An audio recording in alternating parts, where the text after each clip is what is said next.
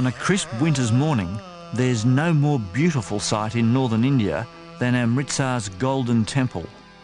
Sant jana mil har jas gayo kot janam. This is the holiest shrine for Punjab's estimated 14 million Sikhs and millions more around the world. It's a tranquil and welcoming place of worship.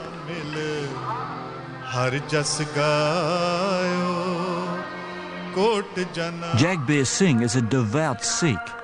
His faith sustains him, but his shattered life and what he terms the destruction of his family is irrevocably linked to the temple's recent history.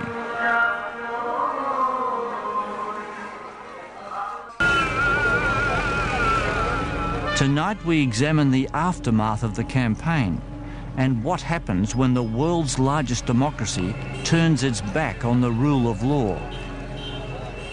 The evidence shows a systemic pattern of abduction, killing, torture and elimination and disappearance. We reveal how the Punjab police illegally cremated more than 2,000 unidentified bodies. And there are serious questions raised about India's legal and judicial system and its ability to deliver justice.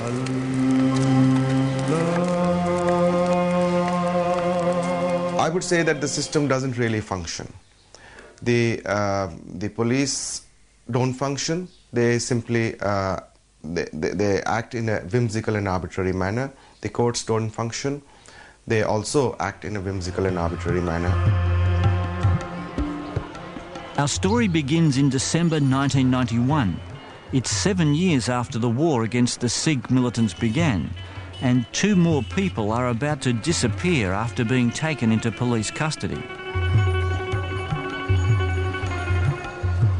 A man the police describe as a known militant is waiting on one of Amritsar's main streets looking for a lift.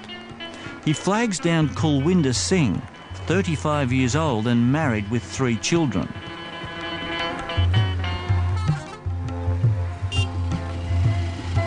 The relationship, if any, between the 2 men is not known.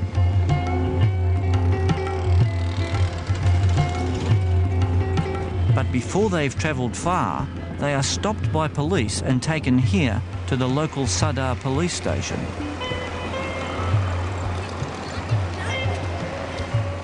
That night, the militant is killed in what's known in India as a fake encounter, where police fabricate a shootout with terror suspects. My evidence is, I say that in majority of the cases, the so-called encounters were faked. People were taken into custody, killed, and then explained away as deaths in encounters. And for Kulwinder Singh and his family, a nightmare begins. Jagbir is Kulwinder's brother. That's Kulwinder again on the left of this photo, and their father, Ajib, on the right.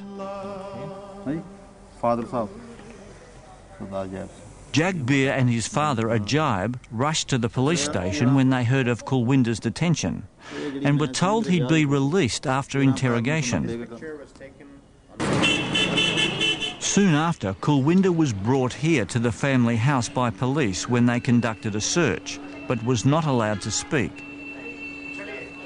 ਮੇਰੇ ਮਾਤਾ ਜੀ ਦੁੱਧ ਲੈ ਕੇ ਆ ਰਹੇ ਸੀ ਉਹਨਾਂ ਨੇ ਆਵਾਜ਼ ਮਾਰੀ ਆ ਗੱਡੀ ਦੇ ਵਿੱਚੋਂ ਬੀਜੀ ਤੇ ਲੇਕਿਨ ਉਹ ਪੁਲਿਸ ਵਾਲੇ ਮੁੜ ਕੇ ਉਹਨੂੰ ਉਹ ਤਾਣ ਦਿੰਦੇ ਮੂੰਹ ਬੰਨ ਦਿੰਦੇ ਸੀਗੇ ਤੇ ਮੁੜ ਕੇ ਲੈ ਗਏ ਛੇਤੀ ਗੱਡੀਆਂ ਭਜਾ ਕੇ ਲੈ ਕਿਸੇ ਸੇ ਮਿਲਣੇ ਨਹੀਂ ਦਿਆ ਉਹਨਾਂ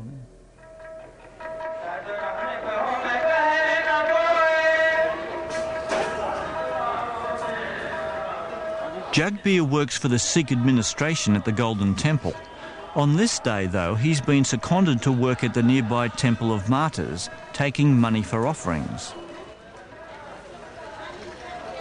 Aside from their religious involvement in the community, Jagbir's father, Ajib, was the head of his village council, a position of some power and responsibility, but that meant nothing to the police. The inspector who arrested Kulwinder demanded the equivalent of $6,000 Australian dollars for his release, more than the family could afford.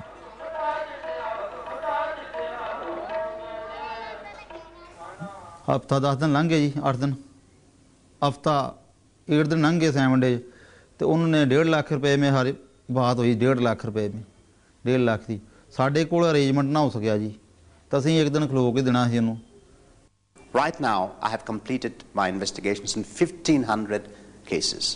And I can say in hundreds of these cases, I have seen evidence when the police demanded bribes, huge amounts of money, few 100,000 rupees at a time, which normally people cannot just afford. And they were doing it quite openly, quite shamelessly. Sometimes they collected money even when they were in no position to release the person.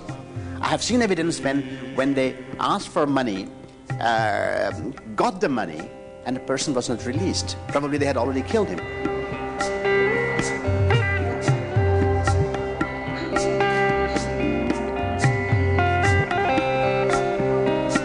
Naryan Kumar, author and human rights activist, has documented the Kulwinder Singh case and hundreds more like it. He leads a small human rights group called the Committee for the Coordination of Disappearances in Punjab, the CCDP. He's taken this train ride from Delhi to Amritsar countless times as he fights for justice for the relatives of the disappeared. It's a journey that's also taken him to the highest courts in the land. So you see, our work is pretty difficult, but we have persisted. We have persisted over the years and have been able to gather evidence of substantial nature. The family sent urgent telegrams about Kulwinder's detention to Punjab's Governor, the Director General of Police, the Chief Secretary and Chief Justice of the State High Court. These were followed with lengthy petitions, all to no avail. Then junior police told the family that Kulwinder was being severely tortured, ostensibly to force him to reveal the identity of militants. Apart from those who disappeared, relatives were very often tortured, especially fathers, mothers, sisters, wives, children. And from their accounts, I cannot overstate the brutality of the torture.